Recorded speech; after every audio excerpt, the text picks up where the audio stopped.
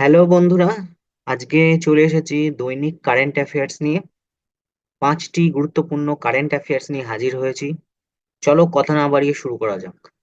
আজকের প্রথম প্রশ্ন, mount Ibu which was seen in news is located in which country? দেখো, এই মাউন্ট ইবু, যেটি একটি আগ্নেয় পর্বত, সেটি কোন দেশে আছে? চারটে অপশন: ইন্দোনেশিয়া, ভিয়েতনাম, মালয়েশিয়া নাকি ইজিপ্ট। সঠিক উত্তর দেখবো। সঠিক উত্তর হচ্ছে ইন্দোনেশিয়া।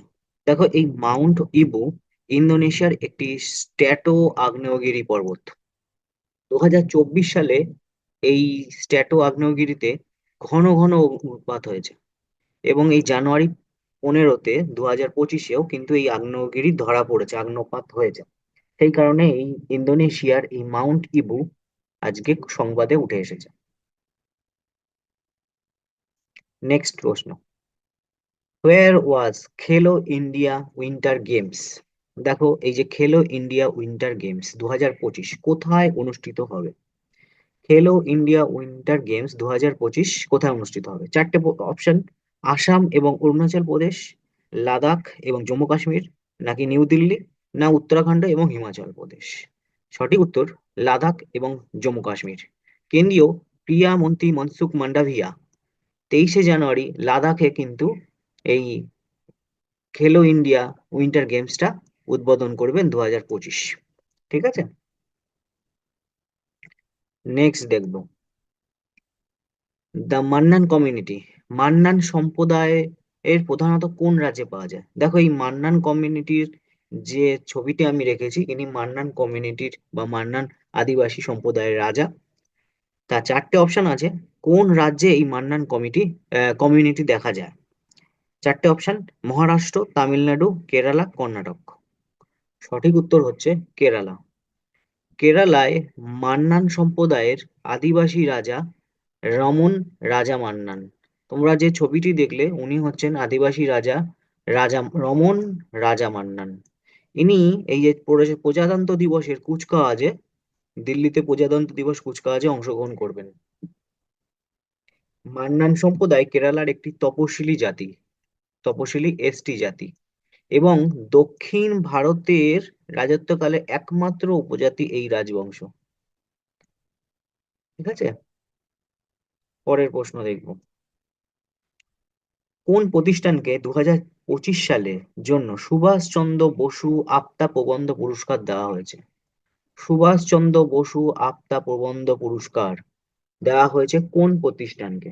চারটে option: Indian national centre for ocean information service, নাকি Indian meteorological department, national disaster response force, নাকি জিওগ্রাফিক্যাল সার্ভে অফ ইন্ডিয়া। সঠিক উত্তর Indian national centre for ocean information service. ঠিক আছে, Indian national centre for ocean information service অবস্থিত কোথায়? হায়দ্রাবাদে। ঠিক আছে, 2025 সালে এই মর্যাদাপূর্ণ পুরস্কার সুভাষচন্দ্র বসু আপদা প্রবন্ধ পুরস্কার কিন্তু পেয়েছেন Indian national centre for ocean informative service. চলে আসছি পরের প্রশ্ন। দেখো, এটি খুব গুরুত্বপূর্ণ কারেন্ট অ্যাফেয়ার্স এর মধ্যে। What is the rank of India in global fire power index? Global fire power index 2025-এ ভারতের স্থান কত? চারটে অপশন আছে: প্রথম, দ্বিতীয়, তৃতীয়, চতুর্থ। দেখো, এই ছবিটা দেখে তোমরা বুঝতেই পারছো যে গ্লোবাল ফায়ার পাওয়ার ইন্ডেক্সে ভারতের স্থান এবছর কত। এবছর কেন, গত বছরও ভারত সেম পজিশন কিন্তু হোল্ড করেছে। সঠিক উত্তর হচ্ছে ফোর্থ পজিশন।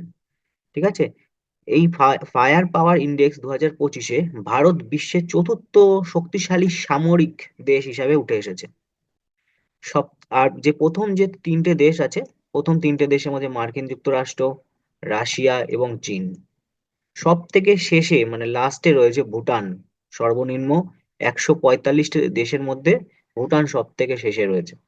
পাকিস্তানের র্যাঙ্ক কিন্তু কমে গেছে। দেখো, পাকিস্তান আগে 9th ছিল, এখন 12th র্যাঙ্কে চলে এসেছে। এটি ভারতের কাছে এবং আমাদের কাছে সকলের কাছে কিন্তু একটা গর্বের বিষয় যে ভারতের rank fourth global fire power ইন্ডেক্সে।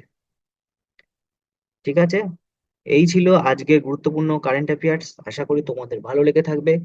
ভালো লাগলে আমার চ্যানেলটিকে লাইক করবে এবং সাবস্ক্রাইব করতে ভুলবে না। দেখা হচ্ছে পরের ভিডিওতে।